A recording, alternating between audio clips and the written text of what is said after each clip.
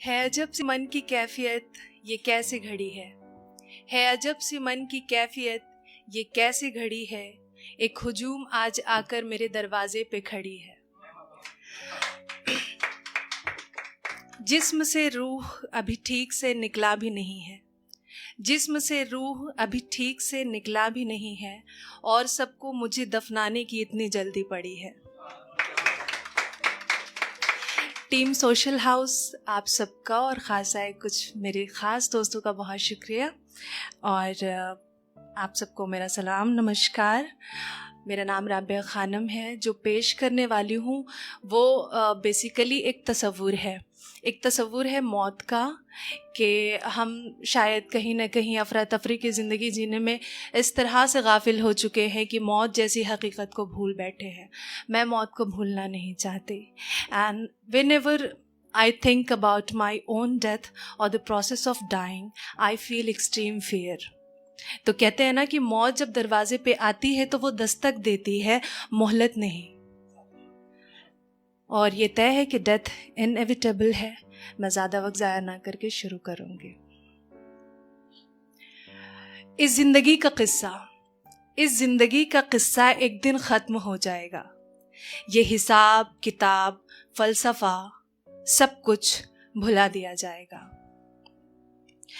कुछ यूँ है कि लोगों की उम्मीदें और उन उम्मीदों से सजाए गए दुनियावी ख्वाब मेरी ज़िंदगी के आगे, लोगों की उम्मीदें और उन उम्मीदों से सजाए गए दुनियावी ख्वाब मेरी ज़िंदगी के आगे, मैं मौजूदा वक्त के साथ और मौत मेरे पीछे। यानी ये तय है कि ज़िंदगी एक दिन साथ छोड़ जाएगी, ठीक उसी दिन जिस दिन मौत मुझसे नज़रें मिलाएगी। पता नहीं कैसा मंजर होगा मेरी नज़रों के सामने। क्या मुझसे रूठी ज़िंदगी मौत को मना पाएगी? और अगर हाँ तो फिर कैसे? क्या वो उसके आगे रोएगी, गिड़गिड़ाएगी, या उसे अपने बातों में उलझाएगी और कहेगी उससे कि कुछ और मोहलत चाहिए मुझे? मगर क्या मौत खैरात के चंद लम्हे भी उसे दे पाएगी? नहीं, ऐसा तो दस्तूर ही नहीं है। मौत जिंदगी के आगे मजबूर ही नहीं है। मेरी मौत मेरी जिंदगी पर उस दिन इस कदर फिदा होगी, किसी भी सूरत हाल में वो इसे अपने साथ लेकर विदा होगी। खुदगर्ज तो ये जिंदगी ही है फिर, जो ख्वाहिशें चाहतें और आराइश के आगे लाचार है। खुदगर्ज तो ये जिंदगी ही है फिर, जो ख्वाहिशें चाहतें और आराइश के आगे लाचार है। मौत तो खुददार है, खाली हाथों को थामती है, उसे कहाँ किसी चीज़ की दरकार है। कुछ वक्त लगेगा मेरी सांसों को रफ्तार रफ्तार टूटने में, मेरे जिस्म से रूह को जुदा होने में, और फिर मुझे मेरे नाम से नहीं जनाजा कहकर पुकारा जाएगा।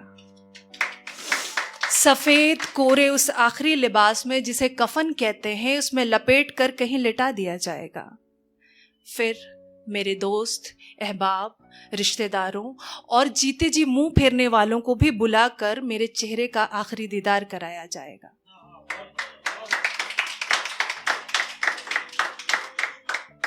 कुछ खामोश होंगे, कुछ अश्क बहाएंगे, कुछ खामोश होंगे, कुछ अश्क बहाएंगे, कुछ महज खड़े होकर अफसोस जताएंगे। और शायद मेरे दुश्मन भी उस रोज मुझे अच्छा कहकर बताएंगे। फिर मेरे अपनों में से कोई 4 लोग आकर मेरे जनाजे को अपने कांधे पे उठाकर कब्रिस्तान की तरफ ले जाएंगे। उनके हर बढ़ते कदम मुझे मेरे अपनों से दूर करते जाएंगे। और फिर वो अंधेरी कब्र और उसकी गहरी गोद मेरा इंतजार कर रही होगी बेसब्री से। फिर क्या पता मेरी रूह यहाँ वहाँ तवाफ करेगी, या वो भी थक हार कर उस कब्र की हो जाएगी। मिट जाएगा मेरा वजूद इस दुनिया से, हाँ इसी दुनिया से जिसे हासिल करने के पीछे मैंने दांव लगा दिया था अपना चैन, अपना सुकून, जिसके एवज में मुझे सुपुर्द खाक करते वक्त पढ़ा जाएगा इन्ना लिल्लाह व इन्ना इलैहि राजिऊन। ये मौत के बाद की दुआ है। मेरी मौत मेरा नामो निशान भी इस सरजमी से मिटा देगी। मेरी मौत मेरा नामो निशान भी इस सरजमी से मिटा देगी। ये दुनिया चंद रोज़ का वक्फा लेकर आहिस्ता आहिस्ता मुझे भुला देगी। तो ये भी गौर तलब है कि जिस दुनियावी लज्जतों से हमें इतना ज़्यादा प्यार है कि इसी के पीछे कुर्बान हमारी ज़िंदगी का चैन करार है, कि जिस दुनियावी लज्जतों से हमें इतना ज़्यादा प्यार है कि इसी के पीछे कुर्बान हमारी ज़िंदगी का चैन करार है। जीने का इकरार है, मौत को इनकार है। जीने का इकरार है मगर मौत को इनकार है। ज़िंदगी तो यकीनन फ़ानी है, ज़िंदगी तो यकीनन फ़ानी है। मुख्तसर सी इसकी कहानी है। ये एक नसीहत है मेरे ख़ुद के लिए और शायद सभी के लिए कि जियो ज़िंदगी किसने रोका है, जियो ज़िंदगी किसने रोका है, मगर नज़रों से जितना कुछ दिख रहा है इसमें बहुत कुछ धोखा है। जियो ज़िंदगी किसने रोका है मगर नज़रों से जितना कुछ दिख रहा है इसमें बहुत कुछ धोखा है।